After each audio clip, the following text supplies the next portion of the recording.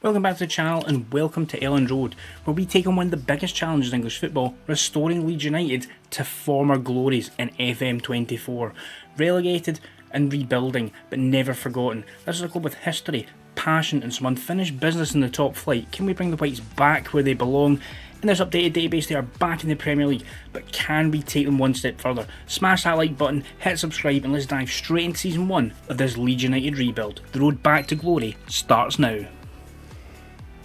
So here we are in July 2023, however we are on the updated database, so as you can see Burnley, Leeds United and Sunderland are all in the Premier League with the updated transfers as of a couple of days ago.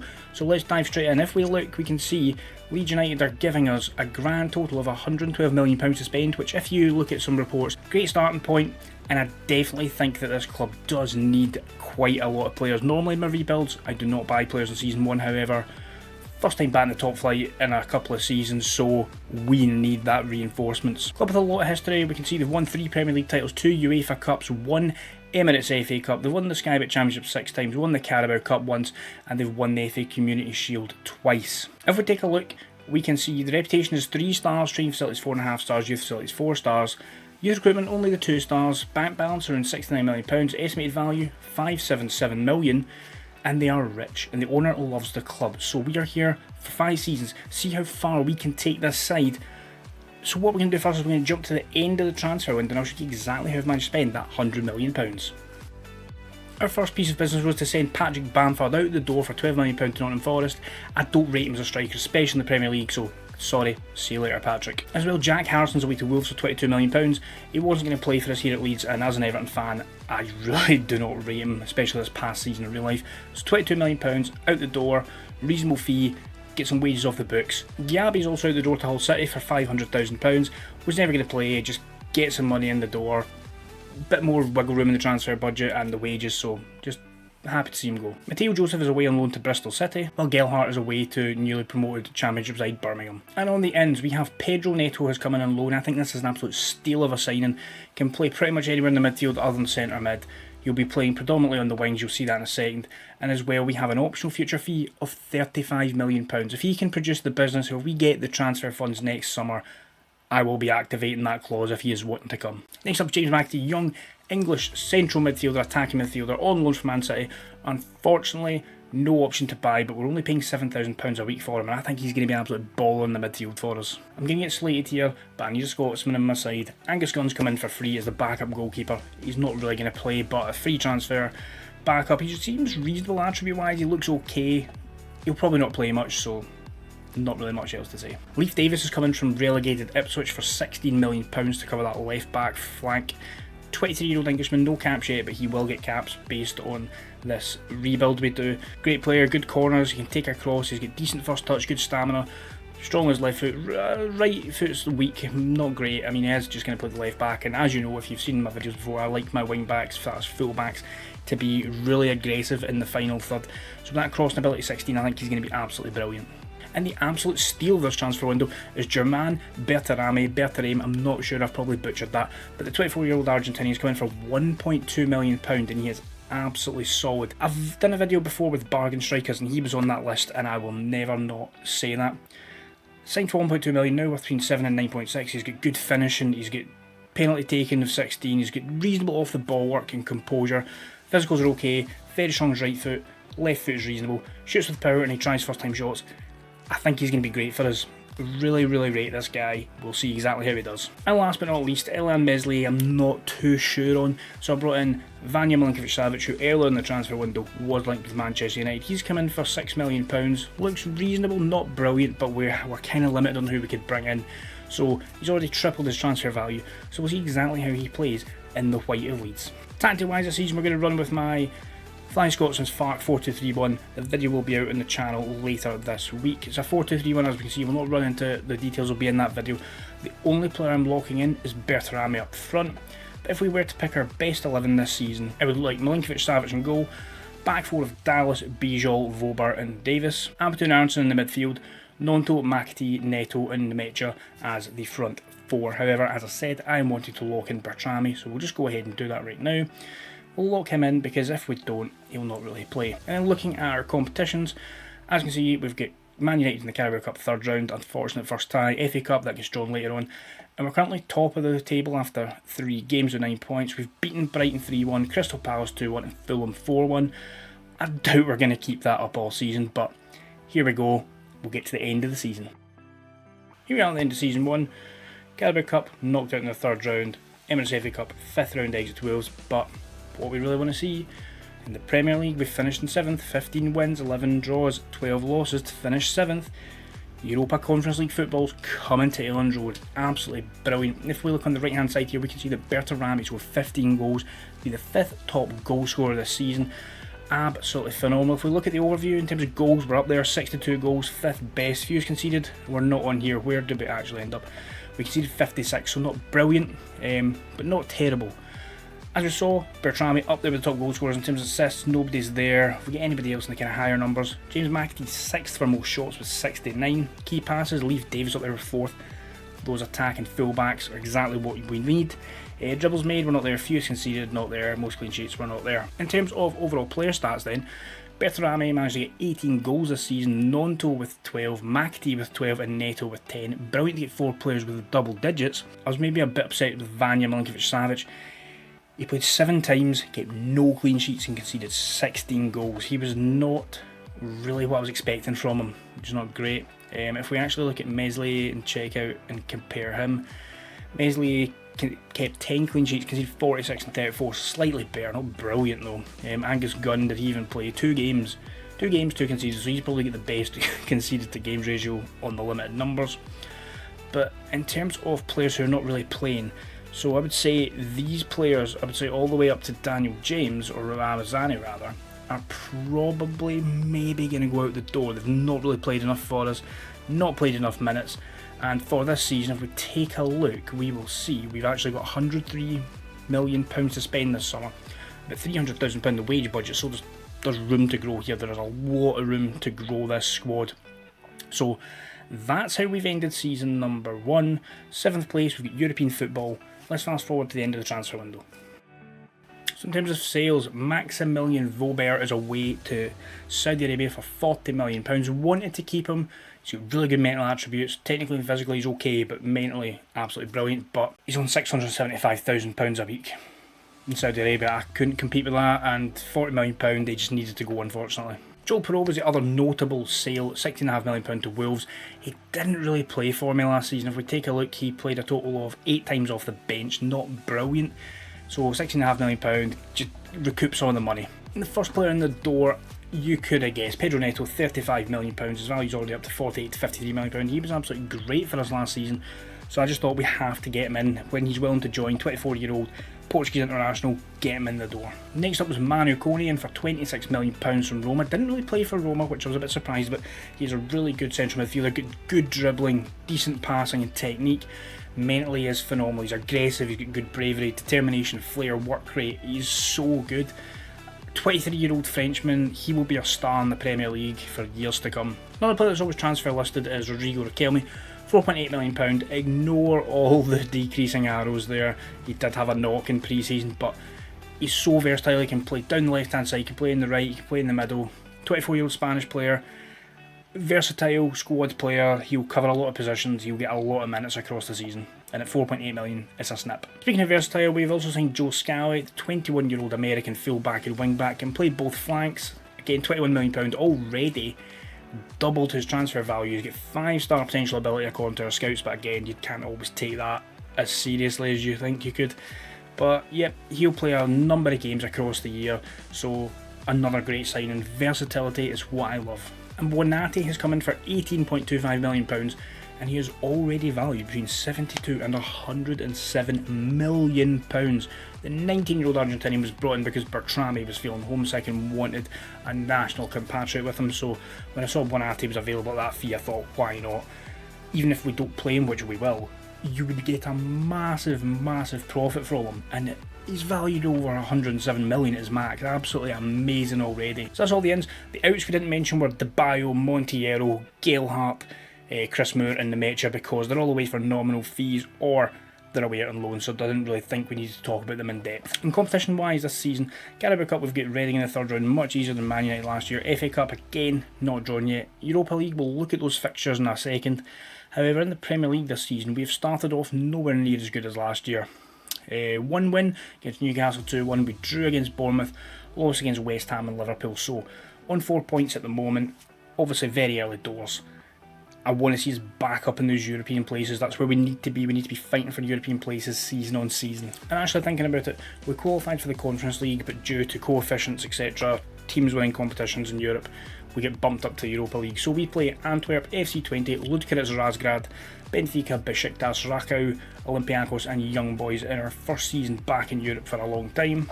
And tactically this season, we're going to be running the exact same because we've qualified for Europe, finished 7th, why would we not?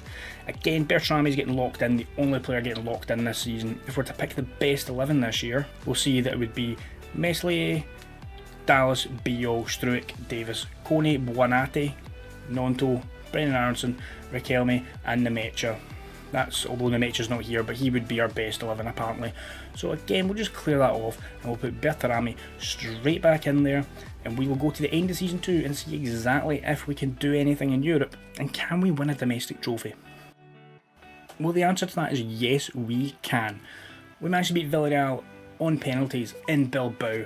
2-2 draw in normal time. Jose Perez scoring in injury time there, but we managed to prevail on penalties.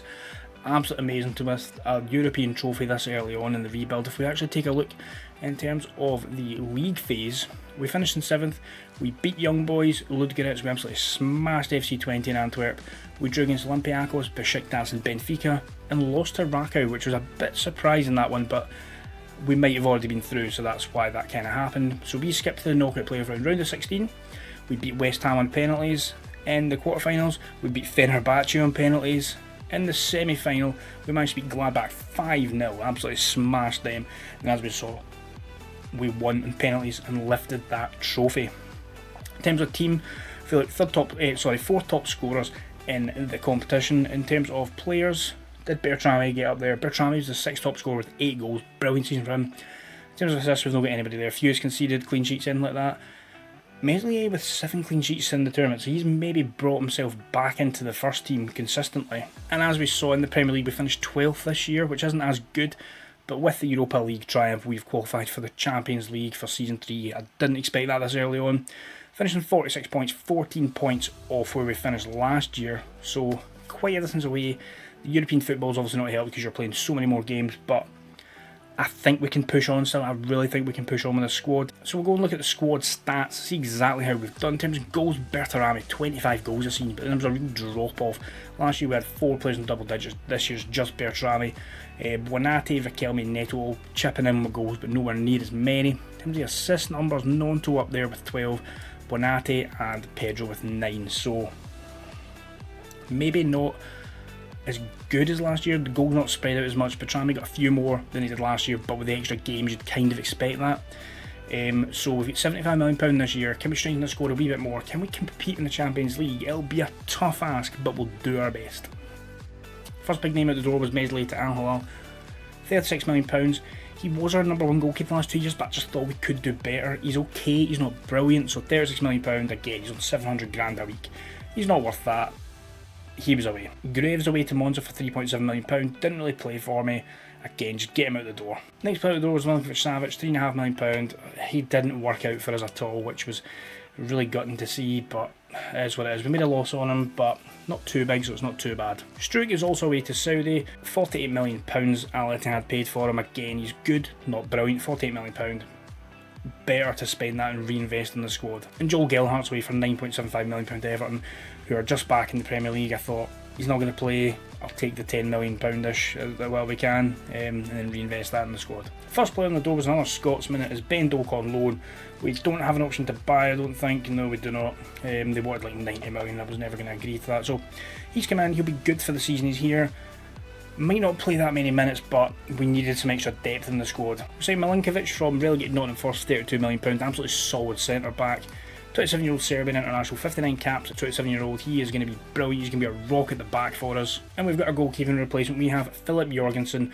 I did a video on him on FM24, it was that long ago. he is an absolute baller. He's not had the chance to shine at Chelsea because they've got about 50 billion players, so nobody knows he's there basically.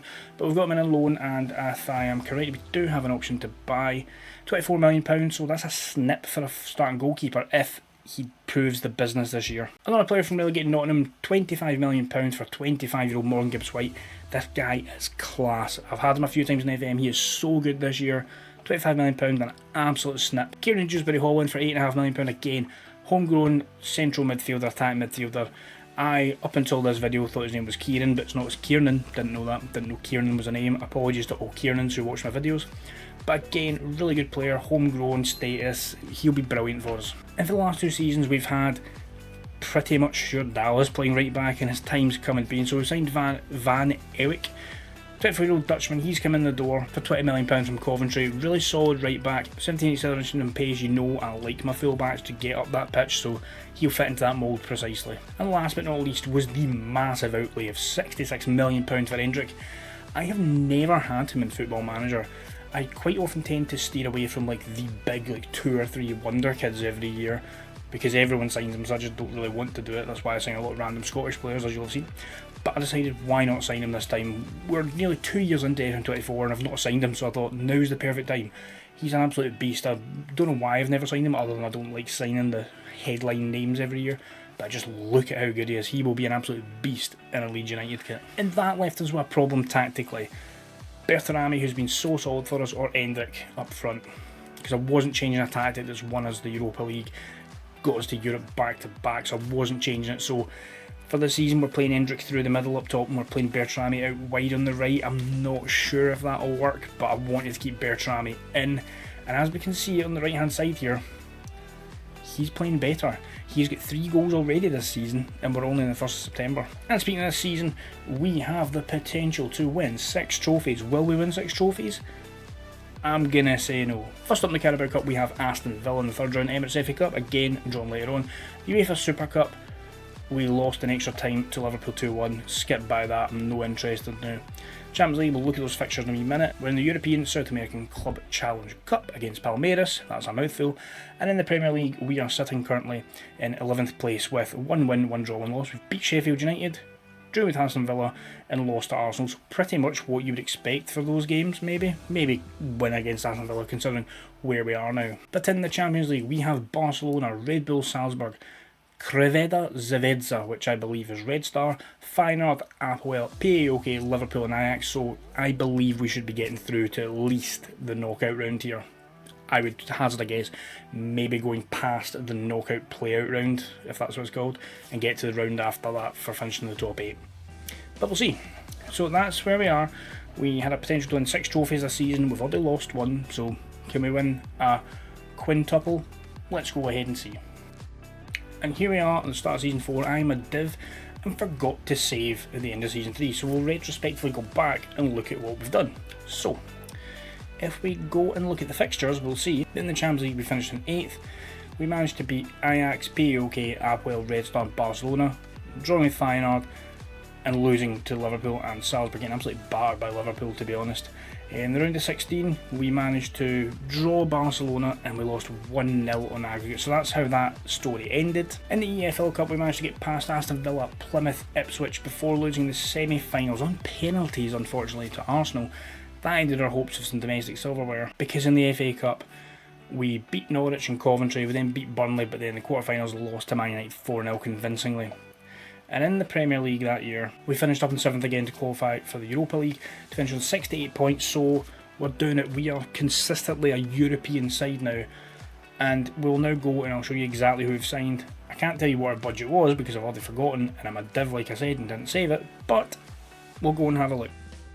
But before we look at the transfers for season number 4, if you are enjoying this video, please leave a like, comment down below what club you'd like to see me rebuild next, subscribe to the channel, and if you want any of the save files for seasons 1, 2, 4 or 5, because I'm an idiot and didn't save at the end of season 3, consider joining the Patreon page or becoming a channel member. Links to both will be down below. We'll see you there. So Brendan Aronson left this season for £10.75 million. The American was a bit part player for us. We've got better players now, so just get him out the door. Bijou joined Aronson at Damac for £11.5 million. He was okay, not brilliant. He's a solid enough player, but we've got better centre backs at the club now. And the third player to join Damac was Daniel James, £2.2 million, I'm sorry, other than being really pacey and fast, he's got nothing going for him. His technicals are terrible. I don't really rate him, so see you later. Ramazani was also away to Almeria for £900,000, rising to just over £1 million. Again, didn't really play for us. He's both footed, so he is a tricky wee player, but again, it just wasn't going to play for us. As you can see, if we take a look under me, he played 30 games or so. Not great. Sam Green was away for £900,000. Wasn't going to play, just like many of the others, so thought we'll recoup some wages. And the one I'm most sad about is Bertarami. He's away to Saudi for £42 million. We've basically made a 40 times our investment in him. Spent just over £1 million, we've got 40 back. So he was such a good servant for us, really good, but it didn't work out for him in that final season. Although consistent, 15 goals in the league, 16 goals in the league, 15 goals in the league, but with Hendrick, I thought that kind of money we just need to let him go. Hopefully he can then start earning some more money. We have brought him to prominence, so I'd better be his favourite personnel. I am. I brought him to Europe. He's now left Europe, but he's a much bigger name. He's on £195,000 a week now. He can thank me for that money. And the first player in, of course, is Philip Jorgensen. We triggered that contract clause of £24 million. Solid goalkeeper for us last season. He kept 18 clean sheets. He did concede 76, but we played a lot of football, and he did keep 18 clean sheets in all competitions. Reinders is coming in for £22 million because for whatever reason Man City did not want to play him. He's obviously going to be better than this in the updated databases going forward and in the official FM that comes out next. Whenever that'll be, 28-year-old Dutchman. Playmaking in the middle will be phenomenal for us. One of my favourite players the last few years is Matthias Arezzo, signing for £20 million, already worth between £50 and £56 million now. He doesn't look amazing, but I tell you, he is such a good player in Football Manager. Really quick, he can turn a defender, he's so good. Like, I will show you, he will score goals for us. So next up is Axel Disasi, £30 million from Real Madrid. We are centre backs, so just thought bring him in the door. And this season, surprise, surprise, we're running it again. My FARC 4-2-3-1, which again will be out on the channel later in the week, maybe tomorrow, maybe a couple of days, I'm not sure yet. But this time we're locking in Arezzo up top and Hendrick is going out to the right hand side. So Bertrami played on the right, he scored as many goals as he did up top, but Hendrick's now the one going out on the right. If we look at our best 11, we can see it'll be Jorgensen in goal, Scally, Milenkovic, Ampadu, Davis is a back four, Reinders and Dewsbury Hall is the midfield two, Buonatti on the right, Gibbs White in the middle, Neto on the left hand side and Hendrick up top, but that's not how we're wanting to play, as we are going Arezzo up top through the middle and Hendrick on the right hand side. Competitions wise so far, Carabao Cup not even going anywhere. We've lost to Luton in the third round. We are just terrible in the domestic cups. FA Cup not drawn yet obviously. Europa League again, look at those fixtures we second, and in the Premier League we are sitting pretty in fourth. 1-3 against Fulham, Man City, Newcastle, 2 good results there, and we drew with Liverpool, so 3 really good results at the start of this season. And in terms of the Europa League, we'll be facing FK Partizan, Red Bull Salzburg, AZ Alkmaar, Servette, Besiktas, Rangers, Brøndby, and then an away trip to Valencia to tie it all off. So I think we should get through that quite convincingly. And again, there we have it. Potential to win 3 trophies this year because we're already out of the Carabao Cup because that's just our kryptonite. We'll go to the end of the season and see exactly if we've managed to win the FA Cup. Fingers crossed, or even the Premier League. And we've done it, we've managed to beat Chelsea 4-0 in the FA Cup final, goals from Hendrick, 2 from Arezzo and 1 from Willie Gnonto in the 90th minute. We have absolutely battered Chelsea in that final to lift our first piece of domestic silverware. And in the Europa League we have managed to go through convincingly, beating Rangers, Besiktas, Servette, Red Bull Salzburg and Partizan, drawing with Brøndby and AZ Alkmaar and losing to Valencia. We're already through I think, so that didn't really matter. So to the round of 16 where we beat AZ Alkmaar again, 9-6 in aggregate. Yeesh, that's a tough tie. Quarter-finals we've managed to beat Valencia 6-2 in aggregate, getting our revenge. Semi-finals we've beaten Tottenham 5-4, a lot of close games here. And then in the final we have smashed Fiorentina 5-0. Hat-tricks from Gibbs White, goal from Pedro Neto and a goal from Riquelme. That's 2 cup finals this season. 4-0 and 5-0, 9-0 in aggregate if you were to look at it like that in cup finals. We've won at least a double this year. And a double's how it stayed, as we did finish in 9th in the Premier League. The Premier League, we're just not getting into that top 6. We finished 7th twice I believe, was it 12th and then now 9th. So consistently in Europe because we're winning European trophies. Qualified for the Champions League again, finished on 56 points. We are just a little bit inconsistent in the league it seems, but Champions League qualification again, you cannot beat it. In terms of squad numbers and stats, Endrick with 24 goals, Arezzo with 23, Buonati with 20, Neto with 12, Gibbs White and Dewsbury Hall with 10 each. 6 players with double digit goals, that's what we want to see. 3 with 20 or more, that's the sort of numbers we need to see. In terms of assists, again, lots of double digit numbers. We've got Endrick at Dewsbury Hall with 14, Neto with 13, Arezzo with 12 and Gibbs White with 10. Gibbs White looks like a brilliant signing. 10 goals and 10 assists from his 25 starts. Great pickup for us, and it was a slight improvement on last year, so he has been an absolute brilliant pickup, as have many of the signings been. And speaking of signings, we have £77 million to spend going into our final season. Can we go on better? Can we win the Premier League in our final season? First, we'll go and look at how we spend this money. First player out was Nemec to Bristol City for £7.5 million. Didn't really kick on for us at all. If we take a look, he had a loan spell at Ipswich, didn't play for us at all really, now he's away to Bristol, so see you later. Joe Rodon's away for £11.75 million to Besiktas. The Welsh centre back didn't do great for us, didn't do terrible, kind of in the middle, so we get better centre backs at the club now, so better recoup some money as we always do. Nonto's away for £26 million, rising to 34 to Wolves. 23 years old still, he's still young, but for us he was okay, not brilliant. We just couldn't bring out the best in him, so hopefully he gets that somewhere else. And the first player in the door is Pedro Goncalves on a free transfer, already valued between £79 and £87 million. Another Portuguese wide man, he will be amazing for us. Sporting couldn't agree a deal for him. We swooped in at the start of the transfer window to get him signed up on a free contract. And here's one of those better centre backs I was talking about, £48 million. Zabarny is in, the former Ukrainian wonder kid. Absolutely solid players. Maybe get a bit too many player traits for my liking. He likes to mark the opponents tightly, tries to play his way out of trouble, doesn't dive into tackles, tries long range passes and refrains from taking long shots. So he's got a lot of traits there. Hopefully they don't counteract with how I'm setting up, but we'll wait and see. He's an absolute solid pickup either way. Aaron Hickey's come in for £44 million. It's not just because he's Scottish, but he can play both flanks and he is absolutely brilliant. Both footed, he's really good, solid all-rounder. Brentford were looking to sell, and I swooped in and got him ahead of another couple of clubs. And then Barco's coming in on loan just to strengthen that entire left-hand side. He's always available for loan for Brighton and FM, no matter what database you're on. I feel like you can always get him on loan, and he's absolutely solid. Still 23 years old. Do we have an option to buy for anyone who wants to take on the Patreon? We do have £64 million, so if you're looking for that final piece of the puzzle next year, he might be it for you if you do decide to take this on. Again, links to the Patreon down below. And that was all our transfer business.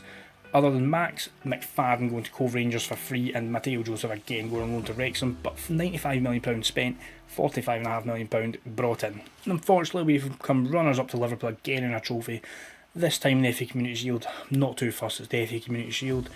The Carabao Cup, we've managed to beat Burton 1-0 in the third round, finally getting past that third round in what feels like forever. Emirates FA Cup, not drawn. UEFA Super Cup, we managed to beat Barcelona 2-1 in that final. Goals from Ampadu and Endrick in the 40th and 42nd minute, so technically another European trophy in the bag. Champions League fixtures we'll check in a wee second as we do. And Premier League, sitting 13th with a win against Aston Villa, draw against Forest and losses to Brighton and Chelsea. I feel like if you see every season we either start the Premier League really well or we start it terribly, and then we start it really well and start it terribly. It's just one of those things. We'll see how it pans out across the season, but first we'll take a look at the Champions League fixtures we've been drawn, and we've got PSV Eindhoven, Ferencváros, I think I've butchered that as always, Celtic, PSG, Fenerbahce, Anderlecht, and then a double header Milan and Barcelona to tie it off, which could be tricky if we've not qualified by that point. And tactically this season, I'm just leaving it as a clean slate. Same formation, but I'm letting the assistant manager pick who he thinks is best at each position, because I think we've got a squad capable now of going deep in European competitions and going relatively deep in domestic cups, because we won the FA Cup last year, so we'll see if we can maybe hold on to that trophy. Premier League wise, I would like to get into the top 4, even win it at the end of this rebuild, but we're quite a way off of that, so we'll just need to wait and see. Anyway, Season 5, here we go. So in the Champions League, we managed to beat PSV 4-1 before beating Ferencváros at home 3-1. A 1-0 loss up at Celtic Park was before a 5-3 battering to PSG. It looks better than it was, we were dominated throughout the match. We then beat Fenerbahce 5-0, we are playing a real Jekyll and Hyde style of football here. We then beat Anderlecht 2-0 away, we beat Milan 3-1, 2 goals from our fullback Van Eyck and 1 from Pedro Neto, and then a loss 3-1 to Barcelona. But that didn't quite matter as we finished in 11th place in the table to finish on 15 points, just 1 away from getting through the next round. So we're going to have a knockout playoff tie. And in that knockout playoff tie, we beat Real Sociedad 3-2 away from home before a 3-1 win at home put us into the last 16, where we faced domestic rivals Arsenal. We beat them 3-0, goals from Arejo, Milenkovic and Buonate, before winning 1-0 away from home thanks to a Jurriën Timber on goal. Quarterfinals we came up against old foes Barcelona. This time we beat them 3-0 at Elland Road before a 1-0 loss away, goal from Noah Darvic. However, that meant we were into the semi-finals, and in those semi-finals we beat Chelsea 2-1 at Elland Road before having to go through penalties against Chelsea to get our spot in the Champions League final. And in the Champions League final, this is how we line up. This is how Madrid line up. This is the biggest game of football in this rebuild, and it could not have come at a more crucial time. And Trent Alexander-Arnold down the right hand side, Chouameni back to Alexander-Arnold, crosses the ball in, Vinny Jr. in the 77th minute puts Madrid ahead. It looked like it was all over, but Pedro Goncalves chips it forward to Matthias Arejo. Arejo back to Neto, Neto to Reinders smashes it in the bottom corner in the 87th minute, which will take us to penalties. Rodrigo Riquelme steps up, bottom corner, Wirtz, bottom corner, Buonate again into the corner, Mastuwondo manages to place in the top right against Jorgensen.